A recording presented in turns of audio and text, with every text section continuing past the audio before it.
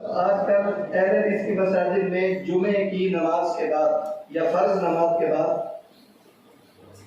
آج کل مجھے اتفاق ہوا آپ کی مسجد میں جانے کا، تو اہل حدیث کی مساجد میں جمعے کی نماز کے بعد یا فرض نماز کے بعد اجتماعی دعا نہیں مانگی جائے۔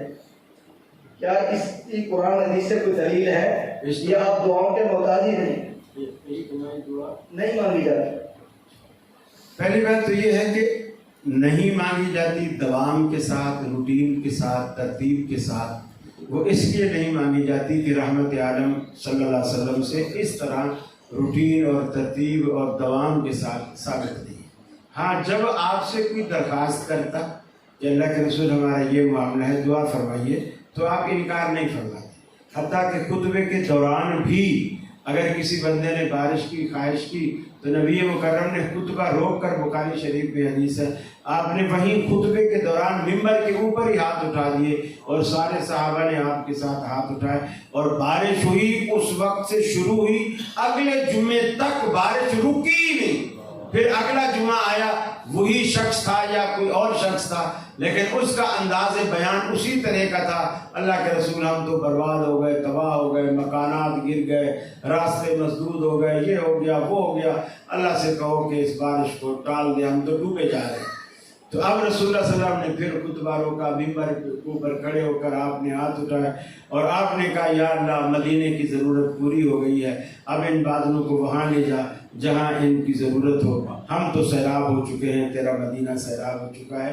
پھر جا کر کے کہیں بارش رکی۔ تو جب کوئی آپ سے درخواست کرتا، اور دوسری بات یہ جو دعا فرضوں کے بعد یا جمعے کے بعد یہ نماز کا حصہ نہیں۔ نماز تکبیر تحریمہ سے شروع ہوتی ہے اور سلام پہ ختم ہوتا ہے، اس کے بعد آپ آزاد ہیں، بالکل آزاد ہیں۔ آپ کو اگر دعا چاہیے، ضرورت ہے، امام نہیں مانگ رہا، کوئی بات نہیں، آپ کو کوئی نہیں روکے گا۔ اہل حدیثوں کی مسجد میں بھی کوئی نہیں روکے گا، آپ کونے خانچے میں جہاں بھی بیٹھے ہیں آپ بیٹھ کے اپنا دعا مانگے جو بھی آپ کی ضرورت ہے۔ میں اکثر ایک مثال لیا کرتا ہوں، جیسے مثال کے طور پر آپ کے اندر، مجھے اس مسجد میں بھی زیادہ تر کالی داڑھی والے نوجوان لڑکے جن کی داڑھیاں ابھی نکل رہی ہیں، یہ مجھے کنوارے لڑکے زیادہ نظر آ رہے ہیں۔ اب ان کو پانچوں وقت ایک ہی دعا چاہیے، یا اللہ ہماری شادی کر دے، کنوارے ہیں۔ اب اگر آپ امام کی دعا پہ رہیں گے تو امام تو قوت النواسو والا ہے، اس کو تو شادی کی ضرورت ہی نہیں ہے، وہ تو کبھی بھی نہیں دعا نہیں کرے گا یا اللہ میری شادی کرا دے۔ تو آپ اگر امام کی دعا پہ رہیں گے تو آپ تو ساری عمر کنوارے رہیں گے۔ تو آپ کی اپنی ایک ضرورت ہے، اللہ نے سلام کے بعد آپ کو اسی لیے آزاد کر دیا ہے تاکہ آپ الگ الگ اپنی ضرورتیں رب العالمین کے سامنے رکھ سکیں، اور ہر بندے کی الگ الگ ضرورت اللہ رب العالمین پوری کرنے پر قادر ہے۔